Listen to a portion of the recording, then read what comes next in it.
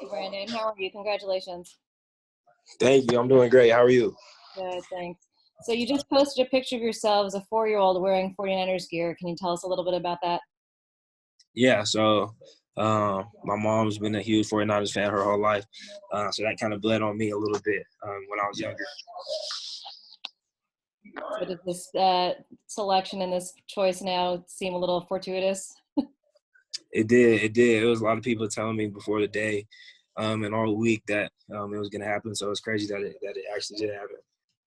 So did you have any idea that you would be heading to the 49ers?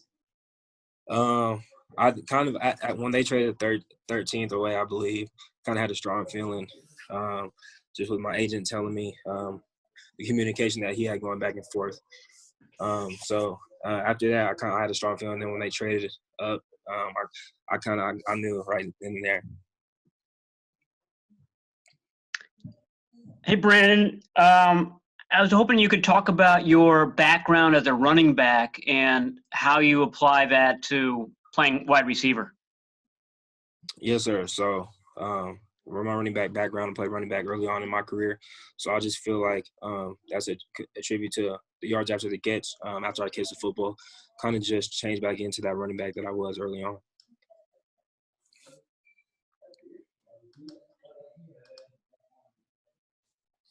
Brandon, can you talk a little bit about, you just talked a little bit about it, but about your mentality as a receiver and why you're so successful yards after the catch?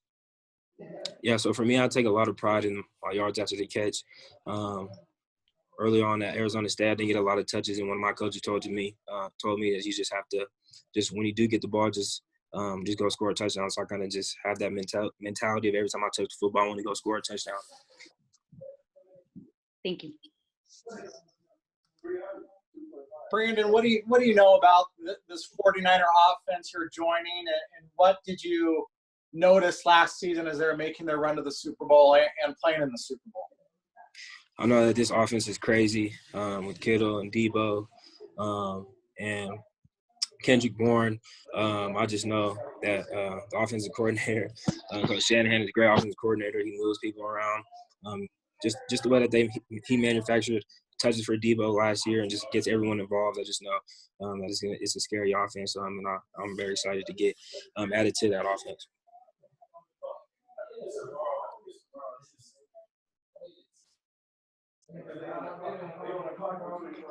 Brandon, you mentioned you kind of had a slow start at ASU. I think after your first 9 games, you had something like 11 catches. How frustrated, if at all, were you at that time? And could you have imagined at that time that you were going to be a first-round pick? So my first year, we had N'Keal Harry, so he was kind of the focal point of the offense. So I just had a role that I understood as my offense, just contribute where I could, just help where I fit in. So I was pretty much just more of a role player that year. And then it was frustrating at times, but just looking bigger picture and understanding that this could still happen because I still had another year to go do what I wanted to do.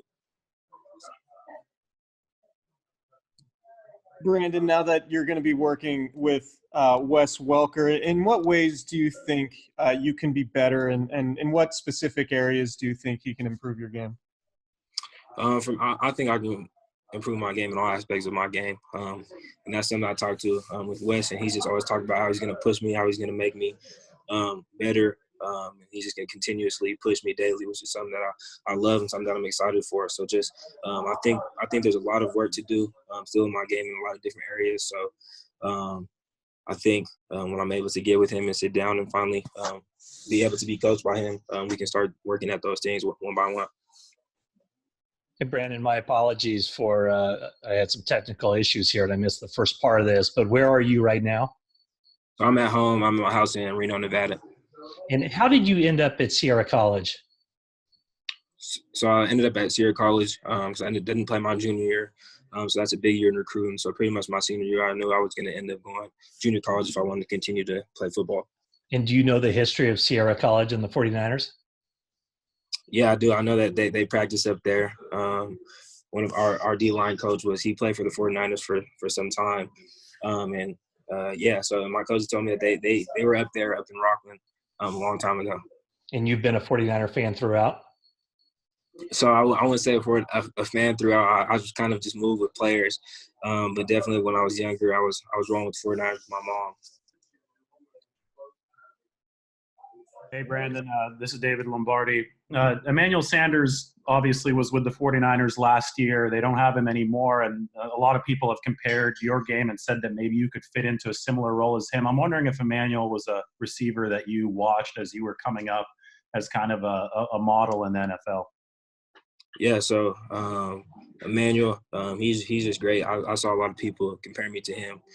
But just for him, it's just all aspects of the game. I just feel like he could do the same things I could do, which is catch the ball at all three levels, or even catch the ball behind the line of scrimmage, screen pass, or just quick touches and make things happen. And then just also in the run game, he's just effort all around. He's a complete receiver.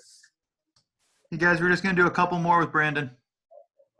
Brandon, I'm wondering whether you spoke to the 49ers about the return game, whether kickoffs and punts were something that they're interested in you doing.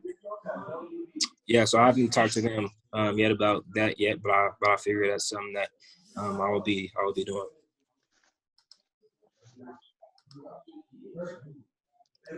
Hey, Brandon, your trajectory from junior college to ASU to the NFL, how has that kind of shaped you as a player versus maybe someone who got to spend 3 or 4 years in Division I?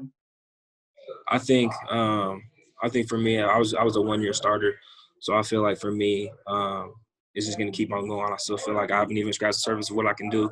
I'm as a football player and at the receiver position. So I only played 1 year as a full-time starter, so I still have a lot to learn, so I have a lot to grow in my game. But I just think that for me, the ceiling is limitless. I don't think there's a ceiling to my game. So that's another exciting part, just because I know that I'm going to continue to get better. Brandon, how have you dealt with the shelter in place, staying in shape? What have you been doing over the past month or so? Yeah, so for staying in shape, I've been lucky. I have a pretty nice garage setup that I've been able to work, and then I have a nice empty field right around the street, right around the corner from my house. So the workouts hasn't been trying to figure out ways to work out hasn't been too much of an issue for me. But I just know the main thing is just to be in shape whenever we do get back to football. Last one, Kyle. Hey, Brandon, just growing up, is there any receiver you kind of modeled yourself after? I would say Odell. I just feel like he was somebody that I watched a lot. Just we're similar in build, similar playing style, and then what he does after the catch. I think he was a guy that had a huge upside coming out of college. Not a lot of numbers, but just a great talent. So I think just Odell was one of those guys that I watched a lot and somebody that I try to model my game after.